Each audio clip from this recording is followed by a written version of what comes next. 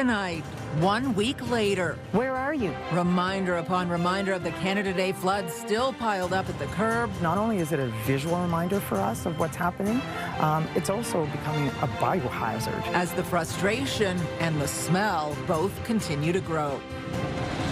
Protecting tenants from bad faith evictions. We're going to be calling the bluff of bad actors who might be evicting people just to jack up the rent and paint the walls. A step closer to a renovation bylaw in the new year after a city committee today votes in favor. And hearing from Toronto Maple Leafs associate coach Daniel Alfredsson for the first time. To the Ottawa fans, love you as always. Thank you. I understand this is a interesting day. Once Ottawa's greatest player, why the former Sens captain and assistant coach decided to make the move.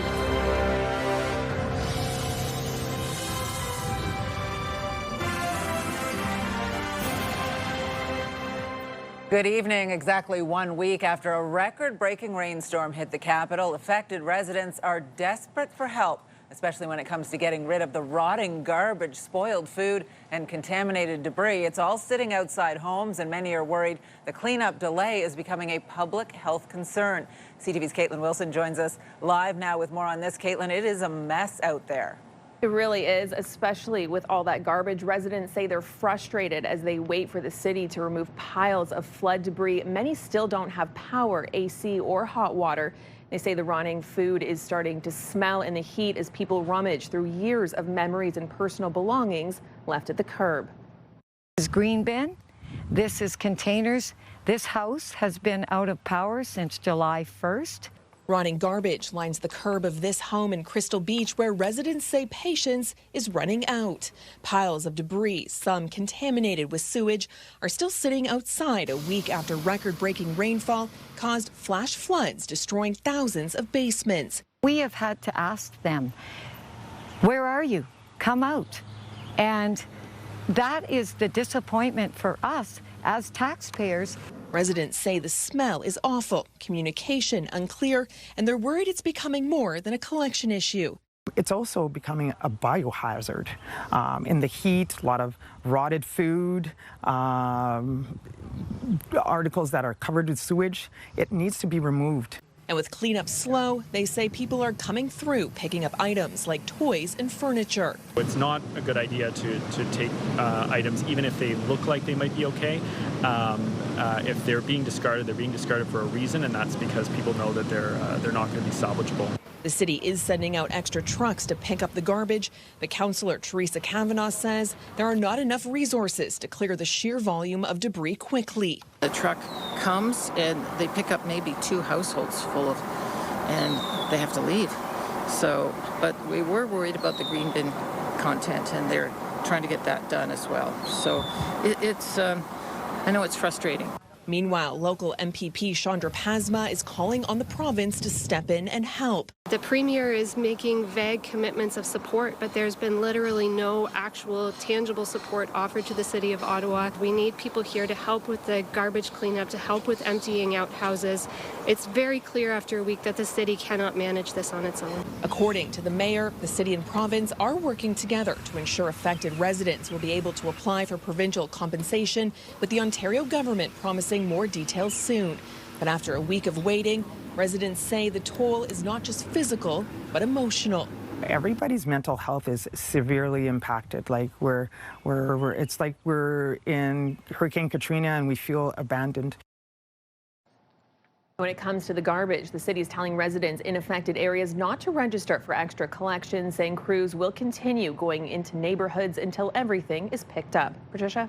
All right, CTV's Katelyn Wilson live for us tonight. Thank you. And in the meantime, there's a positive update to a story we brought you yesterday. A 90-year-old who says he was initially denied coverage after his basement flooded now says his insurer will cover that damage. Bill Sanziak has been with Intact Insurance for more than 60 years. He says he was told over the phone initially nothing would be covered, but shortly after CTV News Ottawa contacted the company, they told him that would no longer be the case. An appraiser was sent to his house this morning.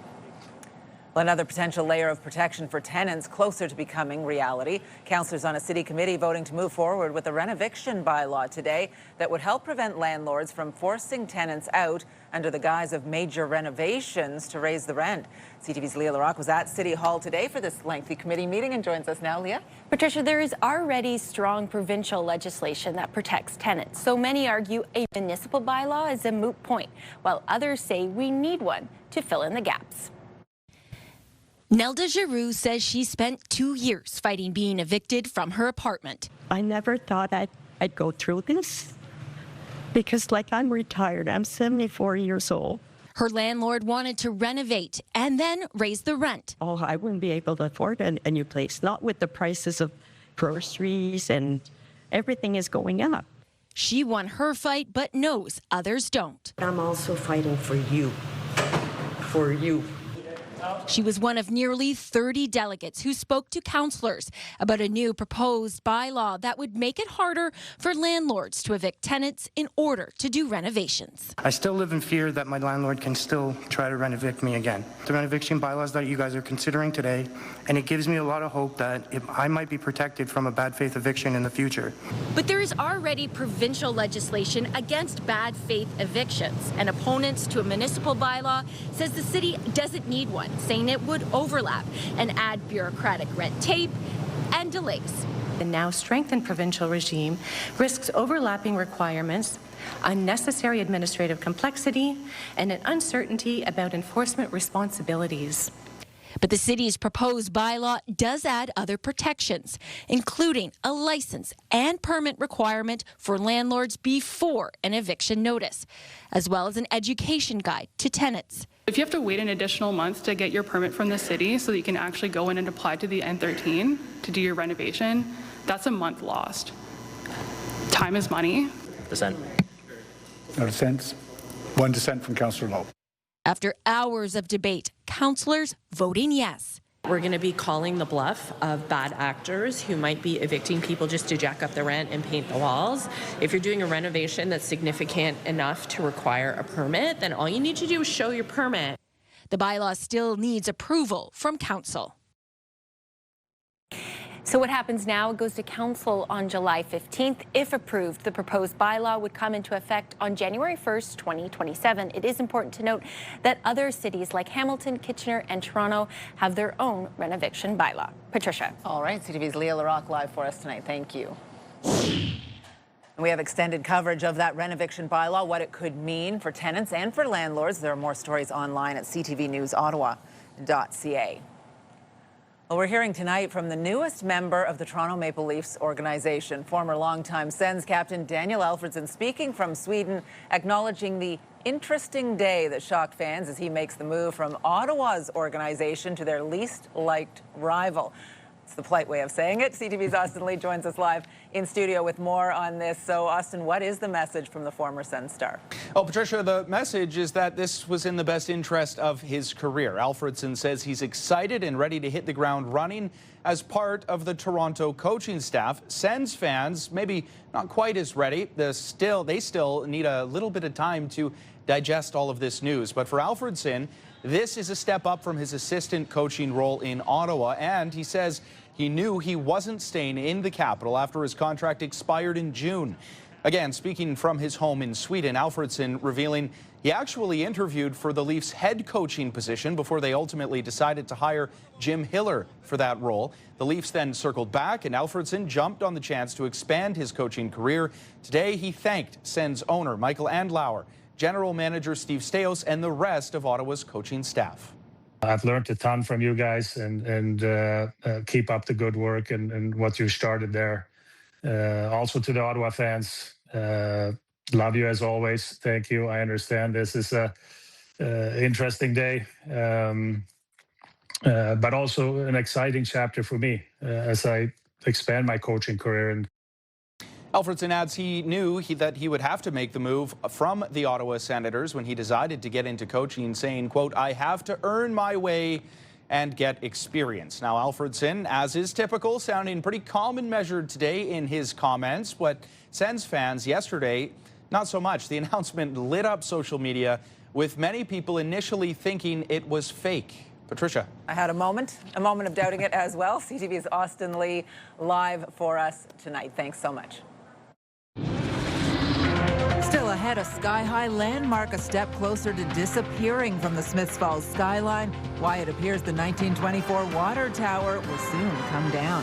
That story coming up. Well, here's a live look now through our Centennial Glass Skycam at our skyline here in Ottawa. 30 degrees out there right now tonight. It was another steamy day for sure. I imagine it still feels pretty warm out there on the balcony right now, Jackie. Yes, Patricia, with the lights, with the sun.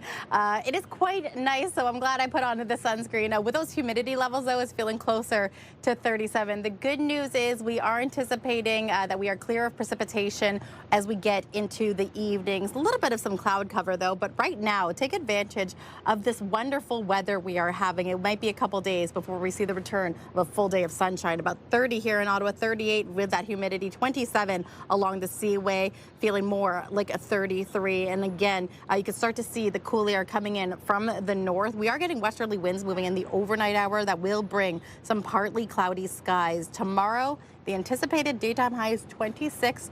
It will feel closer to 34, but we will likely see periods of rain moving throughout the day, including a risk of thunderstorm in the afternoon. We will get a closer look at your forecast for our Thursday, and we know it is Bluesfest for tomorrow, the first night. We are keeping a very close eye on how these temperatures and this weather could affect the first day of the festival. Patricia.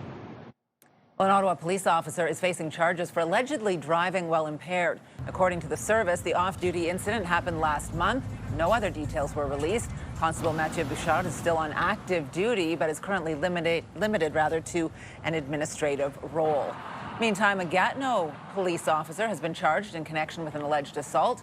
51-year-old Stéphane Lizotte was arrested on Sunday. He was off duty at the time of the alleged incident. He is facing charges of armed assault causing bodily harm. Gatineau police say he had already been suspended with pay following charges laid against him in a separate investigation.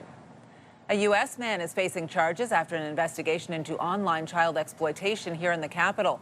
Ottawa police launched the investigation in May and say officers determined an 11-year-old Ottawa child had been sexually exploited over several months. According to the service, a 14-year-old was also abused in the United States. 22-year-old Joseph Eckert of Pennsylvania was arrested by U.S. authorities. Investigators are concerned there could be other victims. A petition is calling on the federal government to stop funding Stornoway as a private residence for the leader of the opposition. The petition was launched by a BC resident and sponsored by Green Party leader Elizabeth May. Stornoway is located on Acacia Avenue in Ottawa's Rockcliffe Park neighbourhood. According to a 2021 report, it needs more than $1 million in maintenance over the next 10 years. The petition, which has 15,000 signatures, says cutting the funding could be a cost-saving measure for the government.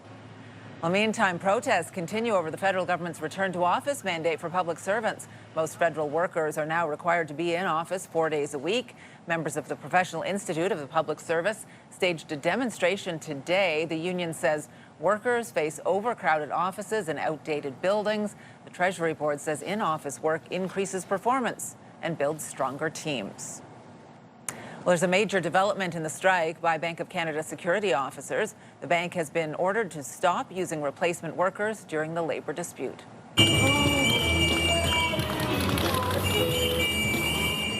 Security workers walked off the job in June after the union and government failed to reach a new collective agreement. The bank then brought in contracted workers, which the Canada Industrial Relations Board says contravenes a law that was passed in 2024.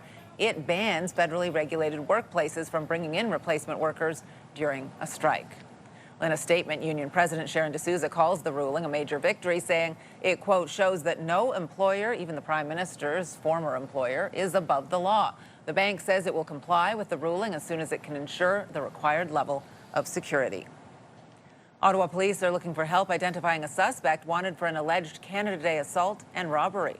Police say the incident happened at a store on Merivale Road near Woodward Avenue around 10 a.m. on July 1st. The suspect is accused of stealing items, including alcohol. It's alleged he assaulted staff on his way out and fled on an e-scooter. Smiths Falls police are investigating after a body was found along the shoreline of the Rideau River. Officers were called to Queen Street yesterday afternoon after boaters made the discovery. Police are working with the coroner to determine the cause of death. The person has not been identified. World leaders, including Canada's Prime Minister, have wrapped up 2 days of talks in Turkey, with Donald Trump calling the NATO summit a success. Unexpected praise from the U.S. president, who has not been a fan of the alliance. CTV's Ottawa Bureau Chief Graham Richardson reports from Ankara. Even as Canada reviews how many American F-35s it will buy, it's getting ready to arm the jets. An $800 million contract to a German firm for joint strike missiles on the F-35s. Part of Canada's boost to defense spending. The capacities are being built, and you've seen recent announcements. There's more announcements today from Canada in terms of our procurement. From Canada, it's new submarines, surveillance aircraft like Global Eye, and the fighter jets, all boosting spending as Americans have demanded for many years. Carney says U.S. President Donald Trump is pushing NATO to change. It's not just he's winning the argument, he's won the argument. Countries recognize that they need to take more responsibility, see the direct threats. In the space of just a few hours, Donald Trump blasted Spain, threatening to cut off all trade with the United States. And Spain is a wasted cause. We don't want to do any trade business with Spain anymore. A short time later, it was all about unity with NATO allies. The unity in that room was incredible. Really a love. It was sort of pretty wild. NATO's Secretary General has demanded a clear and credible plan for allies to spend 5% of GDP on defense by 2035. He also credits the American shift. President Trump has been able to finally get done what since Eisenhower American presidents tried to do, which was to equalize defense spending between Europe and the United States. Carney insists Canada is well on its way. By the NATO definition, before the end of this decade, we are spending 4%. So as NATO grapples with Donald Trump's mood, the hard part will be trying to fill the gap the Americans are leading. NATO and Canada say that's what all this spending is about, and they're up to the task. Graham Richardson, CTV News, Ankara. Well, meantime, U.S. President Donald Trump says the ceasefire agreement with Iran is over following renewed military strikes by both sides. This morning, Iran says it targeted U.S. military sites in Bahrain and Kuwait after U.S. forces struck 80 Iranian targets. The Americans said their strikes were in response to attacks on tankers in the Strait of Hormuz. Here's what Trump had to say about the ceasefire at the summit today. To me, I think it's over. I don't want to deal with them anymore. They're scum. You know what scum is? They're scum. They're sick people. They're led by sick people. And they're vicious, violent people. And if they had a nuclear weapon, they'd use it. As far as I'm concerned, it's over. Trump indicated negotiators could continue to talk, but described that as a likely waste of time. Stay with CTV News for continuing coverage of the conflict in Iran. For updates on radio, tune into News Talk 580 CFRA and CTV News Channel. Breaking news tonight out of the city's East End, where one person has been rescued from a fire in an Orleans neighborhood. Firefighters were called to a home on Castle Pines Way in the Chapel Hill area just before 5 p.m. tonight. This is a live shot now of the scene. It appears the fire is now under control, but one home is badly damaged. Officials say an elderly man was rescued from that home and treated at the scene for smoke inhalation. A second person was assessed for heat-related issues. The blaze was escalated to a second alarm, which calls more crews to the scene. We'll have a full update on this later in the newscast or this evening as more details become available. Well, back here in Ottawa, final preparations are underway for Bluesfest. Tens of thousands of fans are expected to pack LeBreton Flats over 11 nights to take in chart-topping headliners and homegrown talent. CTV's Kimberley Fowler got a sneak peek before the gates officially open tomorrow night. The finishing touches are coming together for the capital's marquee music event of the summer.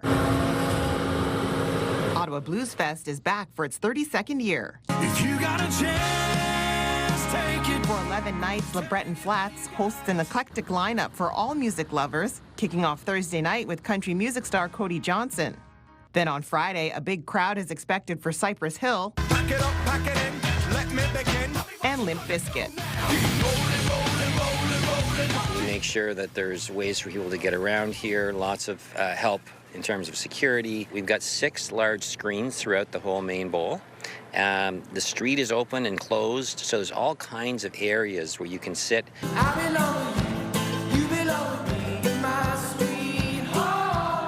The Lumineers headline Bluesfest Chio Night on Sunday with a fundraiser during the day to benefit the Children's Hospital. We're going to be doing an auction for the best seats in the house. We're going to be donating all of the proceeds from the tips at all the beer tents to Chio. So we're hoping to raise as much money as we can that night. New to Bluesfest this year, these bleachers for those who want to sit back and enjoy the show. Plus, we've got the Bluesfest Motel. July 17th is expected to be one of the busiest nights with headliner Ella Langley. He's choosing Texas, I can tell. The country star has topped Billboard's Hot 100 for 12 straight weeks. Also on the main stage that night, the Quebec duo blowing up across the globe. On that night as well, we've got Angine de Poitrine and Sheryl Crow. And we moved them on to the main stage because we feel that a lot of people are going to want to see them. Bluesfest is also celebrating the city's bicentennial with free programming during the day and wrapping up with a special Ottawa 200 concert on July 19th. Featuring the Sheepdogs, Connor Price, and the Guess Who. Kimberley Fowler, CTV News. Well, a programming note, we will have live FIFA World Cup coverage of the France-Morocco game tomorrow afternoon on CTV. That means you can take in the action right here. CTV News at 6 will be on ctvnewsottawa.ca right at 6 p.m. And the CTV News at 6 broadcast will air right here on CTV Ottawa immediately following the match. And you can always keep up to date with us online, ctvnewsottawa.ca, and on the CTV News app. Things change. You can't get nostalgic for everything. Smiths Falls could soon lose a part of its history. Why councillors are recommending the historic water tower be demolished. Jackie.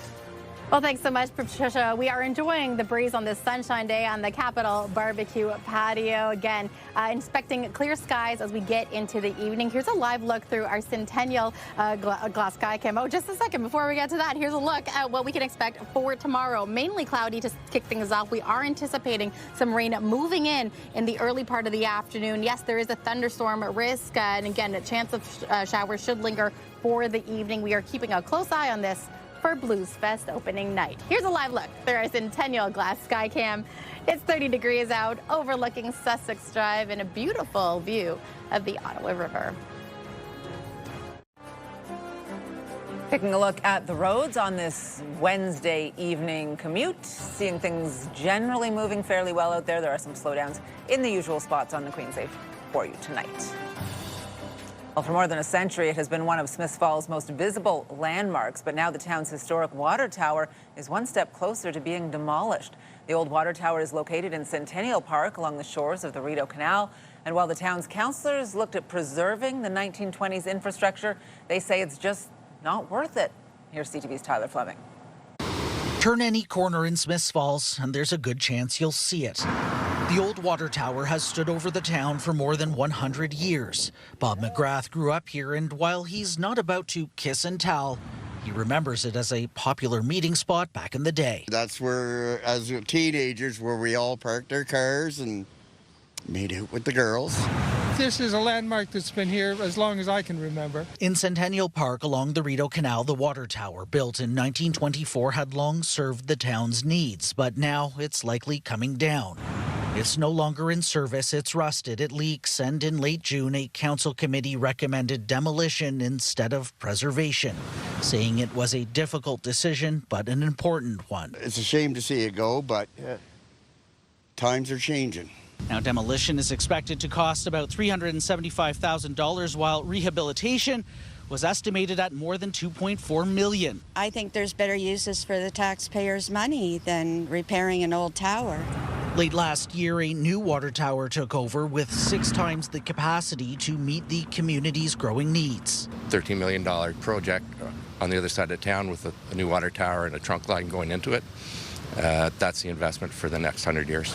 The tower's fate rests with a final vote from Town Council, and for now there's no timeline on when the old landmark could disappear from the sky. Things change. You can't get nostalgic for everything. Tyler Fleming, CTV News, Smiths Falls.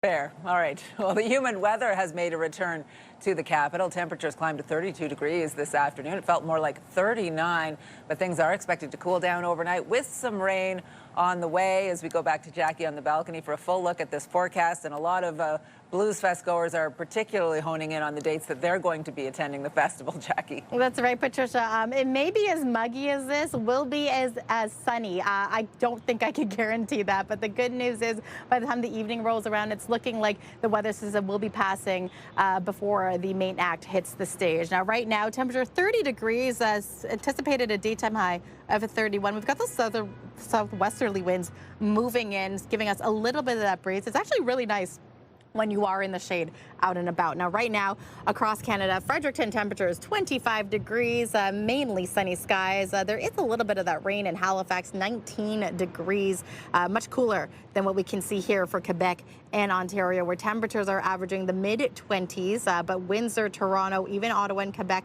that's where the heat up is really taking place. 29, 30 degrees is what's on average. A lot of that coming from the Midwest with all the heat moving through. Now, as we look to the prairies, 26, mainly sunny in Winnipeg. We've got temperatures in Edmonton at 23. There is a little bit of that active weather in Calgary, 27 degrees the current temperature in Vancouver. Again, mix of sun and cloud with 20 degrees. It's a little bit cooler in Whitehorse, see a little bit of that blue. 16 degrees is the current temperature. That's more or less is what we are going to see here for our lows, however. 19 in Ottawa, partly cloudy skies. There will be clear coverage in Cornwall, 20 degrees along the Seaway. It's 15 degrees in Bancroft and about 18 in Mont-Tremblant, 21 in Montreal. Let's look at tomorrow's daytime highs. Yes, the humidity is still sticking around. It will be slightly cooler, though, than what we have seen the last few days. Temperatures hovering around 26, 28 degrees, but humidex values really hovering around 34. Here's a look at when we can expect the rain. So a reminder again, so Thursday, 7 a.m., we'll likely see some rain moving through around the valley. Cloudy skies in Ottawa, a little bit of sunshine for Cornwall and Brockville in the morning, but look at the afternoon. Around noon hour, we can see the heavy rain moving in. Risk of thunderstorm as well moving in until about 5 o'clock, 6 o'clock, I could say. But it should be clearing out by the time Friday rolls in. And that's the good news. Here's a look at our 7-day forecast brought to you by Davidson Hearing Aid Centers, celebrating over 80 years in family business. So Bluesfest Thursday opening night, 26 the anticipated daytime high. Showers with a risk of thunderstorm throughout our Thursday, Friday. Slight chance we could see showers moving through in the early hours. 27 the daytime high. Good news is though, Saturday, Sunday, 27, 28 degrees is what we're anticipating, and those overnight conditions really sitting in the high teens. So today, take advantage of it. Tomorrow we'll see much more cloudier skies moving in, and the weekend is looking to be pretty great. So make sure you stay bundled, or I shouldn't say bundled, staying covered for the rain for tomorrow night. Patricia. All right, good stuff, and looking forward to that weekend. Thank you very much, Jackie.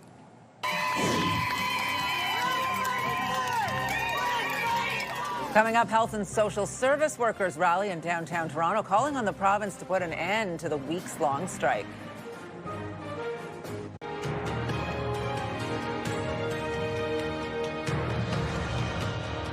Hundreds of Ontario health and social service workers protesting outside the CN Tower in Toronto today as their strike hits the 7-week mark. The union is calling for more provincial funding, while the Ford government says they've invested more in the sector. CTV's Beth McDonnell reports. Surrounding a makeshift bargaining table, community, health and social service workers shut down several blocks of Front Street. Their strike, now into its 7th week, affects 4,000 workers at 23 agencies across Ontario. That fund has to pay. The OPSU members serve some of the most vulnerable, from children with disabilities and complex care needs to people experiencing homelessness and women fleeing abuse. One of the biggest issues, fighting for wages due to a legislated wage cap from years ago, even after the law was repealed. I lost my home last year because I had to have 2 jobs, but then I get sick, so I couldn't have 2 jobs. I only could have the one. None of us got into these roles for money. We knew that when we started, but when we can't sustain our own livelihood, then there's a problem. After a rally outside the CN Tower, workers weaved by Rogers Centre, where they unveiled banners from the walkway, then went to the Treasury Board offices on Front Street. Workers are really hoping this show of support gets the Ford government's attention. They say it's the government that controls the purse strings, and it's time these workers and services are properly funded. From the Treasury Board, they moved along front to Lower Simcoe before pulling out chairs and tables while police watched over. The government is not hearing to our ask. We need to escalate. We are bringing the heat downtown Toronto, and this is absolutely necessary. A statement to CTV News from the Ministry of Children, Community and Social Services says the government has made historic investments in the sector, including $4 billion this year, an increase of $1.6 billion since they took over. On collective bargaining, it says it expects every provider to have strong contingency plans and ensure care is not disrupted. Workers say some clients have been disrupted, miss them, and are anxious to get back to helping them. Just yesterday, we issued a letter to the government. Doug Ford said he wanted the employers and the union back at the table. So we sent letters to all the employers, to the government, inviting them to a table with us so that we can actually talk about what's needed to end this strike. OPSU says services remain $1.5 billion short. The workers not just taking a stand for themselves, but for everyone they serve. Beth McDonnell, CTV News. More breaking news tonight out of the Carlsbad Springs area. One person is in critical condition after a crash. A pickup truck and small SUV collided around 4:40 this afternoon on Russell Road near Leitrim Road. Paramedics say a woman, the driver of the SUV, suffered life-threatening injuries. 2 children in the vehicle, both under 6 years old, were taken to hospital in stable condition. A man driving the pickup truck was also brought to hospital in stable condition. Now, some other stories you need to know right now. Ontario's official opposition is marking 1,000 days since the start of the RCMP's investigation into the Greenbelt scandal. Ontarians have been waiting for the results of this investigation because they need to know what happened. They need to know if they can trust Doug Ford. Ontario NDP leader Marit Stiles brought a cake to Queen's Park for the occasion. The investigation began in October of 2023, following Premier Doug Ford's decision to remove 15 parcels of land from the protected area for housing development. He was accused of favoring specific developers, and the move was later reversed. The Ford government says it is cooperating with the investigation. Je rejoins Air Canada avec beaucoup de respect pour le travail accompli au cours des dernières années. Air Canada has hired new CEO, and unlike his predecessor, he speaks French. Anko van der Werf has been most recently running Scandinavian Airlines. He has also held executive roles at Aeromexico and KLM. He's originally from the Netherlands. Outgoing CEO Michael Rousseau will retire on August 31st. He announced his retirement earlier this year after coming under fire for failing to deliver a condolences message in French after the plane crash that killed 2 Air Canada pilots. A new discount grocer is coming to South Keys. The Metro store at the Southgate Shopping Centre at Bank Street and Hunt Club Road will be converted to a Food Basics. Metro says a Food Basics will be better suited to meet customer needs in the area. There's no exact opening date, but it is expected to happen sometime this fall. A little nervous, definitely. It's definitely like there's going to be billions of views. A local dancer is chasing her dreams all the way to the World Cup stage. Megan Makamba and a group of others posted a video to Shakira's song, and it caught the singer's attention. Now they've been invited down to New Jersey to audition to perform in Shakira's performance in the tournament's finale on the 19th. Nothing will ever matter more than what I've done in this hospital. The nominations are out for this year's Primetime Emmy Awards, and The Pit leads all shows with 25 nominations. That includes nods for Toronto's Brittany Allen and Canadian creator R. Scott Gemmell. Hacks topped the comedy category with 24 nominations for its final season. The Emmys celebrate excellence in the television industry. The awards show will be held on September 14th. Inorganic arsenic especially is associated with some serious health effects. It's a staple of many people's diets, but according to new research, you may want to limit your intake of rice. We explain why just ahead. Get the latest live local breaking news. Sign up now for our morning and evening CTV News Ottawa newsletter. The best local content from CTV News, Your Morning Ottawa, and News Talk 580 CFRA. Get it all in one place. Sign up now at ctvnewsottawa.ca. The CTV News Ottawa newsletter is brought to you in part by CAA Business.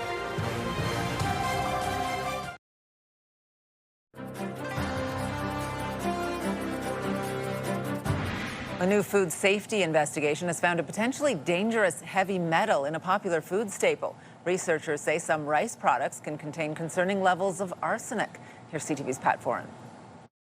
From sushi to stir-fry to simple sides, we eat a lot of rice. But Consumer Reports says rice can carry a risk. Inorganic arsenic, a dangerous form of a heavy metal and known carcinogen. Inorganic arsenic especially is associated with some serious health effects. We know that it's associated with skin cancer, bladder cancer, type 2 diabetes, cardiovascular effects. Consumer Reports bought 52 rice products from store shelves, then sent them to a specialized lab for testing. We detected measurable levels of arsenic, and specifically inorganic arsenic, in every sample of rice that we tested. The levels vary. For example, brown rice in general has more inorganic arsenic than white rice of the same type. Basmati and sushi rice tend to have less arsenic than other types. And more than 40% of the tested products had enough arsenic that eating just one serving a day over time could raise the risk of cancer and type 2 diabetes. Several brands like Lundberg and Whole Foods told Consumer Reports they test for heavy metals, but many other companies didn't respond. According to Health Canada, the concentrations of arsenic in foods sold in Canada are low and have been stable for many years. However, it says to reduce exposure to arsenic, you should eat a variety of healthy foods each day, vary the types of whole grains in your diet, and cook rice in extra water, drain the rice, and throw out the cooking water. Consumer Reports agrees and says you should cook rice in extra water for 5 minutes, then drain it and finish it in fresh water, as this can significantly reduce arsenic levels. Bottom line, don't overeat rice.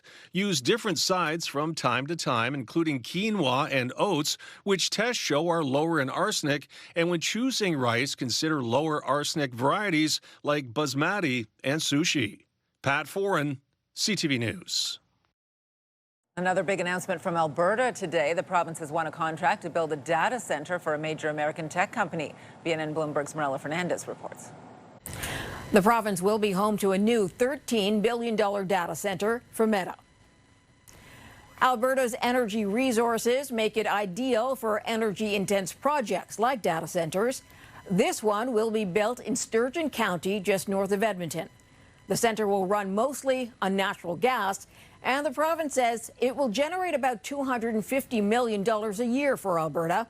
Meta will also invest about $60 million to upgrade the local infrastructure.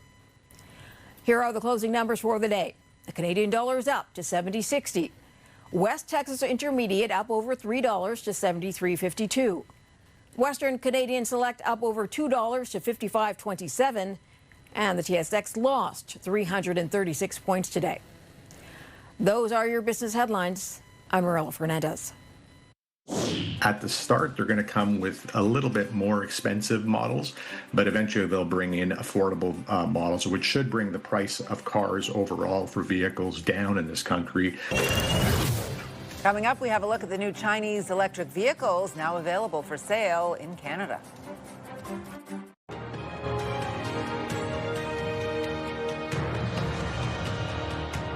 The first Chinese EVs are starting to hit the roads in Canada since Prime Minister Mark Carney struck a deal with China earlier this year. About 2,900 have been imported so far. CTV's Annie Bergeron-Oliver is in Montreal and getting a first look at one of the brands now available. There's a new player in Canada's electric vehicle space. The Lotus Electra, a high-end luxury SUV made in Wuhan, China, has officially hit Canadian roads, and it starts at $119,000. So we are expecting now that when they finally see the car at the dealership and also on the street, our customer will really start loving it. This is the first kind of Chinese-made EV for sale under a new agreement that will allow up to 49,000 Chinese-made EVs into Canada, essentially tariff-free. Experts say these more expensive models offer companies higher profit margins to test out and establish themselves in the Canadian market. At the start, they're going to come with a little bit more expensive models, but eventually they'll bring in affordable models, which should bring the price of cars overall for vehicles down in this country. So far, 2,910 Chinese electric vehicles like this fully loaded, top-of-the-line Lotus electric EV have already been imported to Canada, and a handful of this model have already been sold. But the Chinese EVs have faced pushback and even calls for the cars to be banned from sensitive sites like military bases. Many experts have privacy and national security concerns about the kind of data the cars can collect and potentially share with the Chinese government.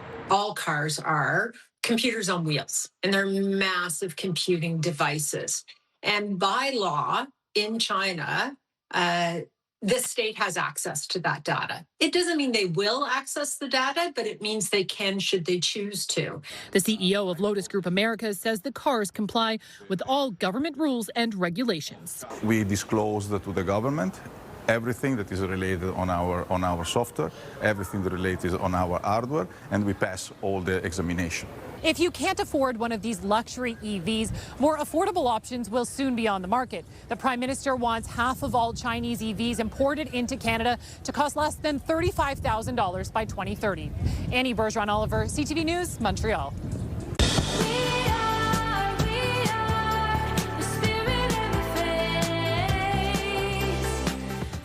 Coming up, local artists create a special song to celebrate Ottawa's 200th birthday. Jackie. Well, thanks so much, Patricia. Here's a look at our next 3 days. So, yeah, we do have some showers in store for our Thursday, even a risk of thunderstorm in the early part of our afternoon, evening. Now, Friday, chance of showers could linger, but for the most part, we are anticipating sunny skies that will take us into Saturday with temperatures averaging between 27 and 28 degrees. So here's a live look through our Centennial Glass Sky Cam. It will be a couple days before we see the return of this sun moving in, so take advantage. Current temperature is 30 degrees.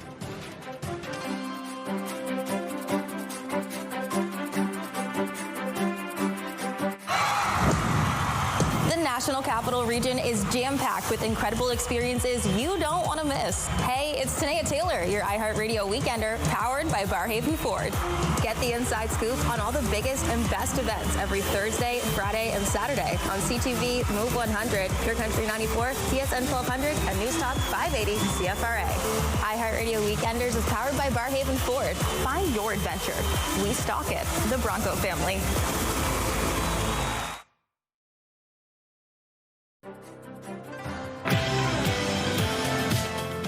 Tomorrow on Your Morning Ottawa, Bluesfest is back. We give you a preview of the city's biggest music event of the year. Tune in on CTV or stream us live on Crave at 6. Hairstyles, courtesy of Salon Fiorella. Here's what's on CTV tonight. E-Talk, The Big Bang Theory, followed by back-to-back episodes of The Big Bang Theory, The Rainmaker, and The Rebuild inside the Montreal Canadiens, being one of the Canadian teams where Daniel Alfredsson is not a member. Jackie is here to check our weather forecast and how it's looking out there. Very warm still? Very warm. There's lots of sunshine right now, but it will be a different story as we look at tomorrow morning. Yes, we already have cloudy skies when you head out the door. 21 degrees, but it will still feel like 29, so the humidity will be sticking around. Not much in terms of winds, but again, this could change in the early part of our afternoon where we are anticipating rain throughout our Thursday. Daytime high 26 degrees with the humidity feeling closer to 34. The good news right now is that the rain should be clear before the first couple of acts hit the stage for Thursday night for Bluesfest opening night. But again, we are anticipating between 5 to 10 millimeters of rain in the early part of our afternoon. Okay, excellent. Jackie, thank you very much. We want to check in and see what our news team is working on for tonight. Austin Lee is here. Yeah, thanks, Patricia. We'll have more on the 1,000-day mark since the RCMP opened an investigation into the Greenbelt scandal. We are still waiting for the result of that investigation. And as we saw a little bit earlier in the show, opposition leader Marit Stiles marked the occasion by bringing a cake to Queen's Park today. So CTV's Queen's Park Bureau Chief Siobhan Morris will have more on that later tonight. Of course, you can get the news anytime, anywhere at ctvnewsottawa.ca and join me tonight for CTV News at 11:30. All right, thank you. I didn't mean excellent because like the ground might be wet. when you get to Bluesfest, Wear but at some rain least boots. it might not Wear be some coming rain down from the sky yet. Just dress appropriately. All right, finally for us tonight, speaking of music, Ottawa is celebrating its 200th birthday this year, and to mark the bicentennial, local artists have created a song.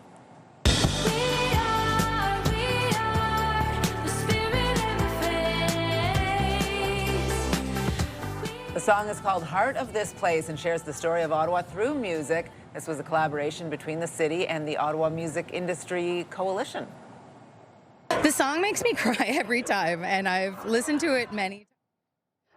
But it makes me feel really proud of who we are, because it's really the people behind a place that make the place that you live in, and that was the intention behind it. You can listen to the full song on Apartment 613's YouTube channel, or maybe hear it right now. I don't know if Austin or Jackie has this committed to memory yet. No, I do not. Not just yet.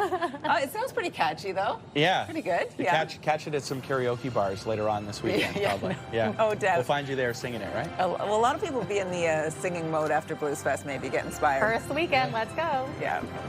Have a good night, everyone.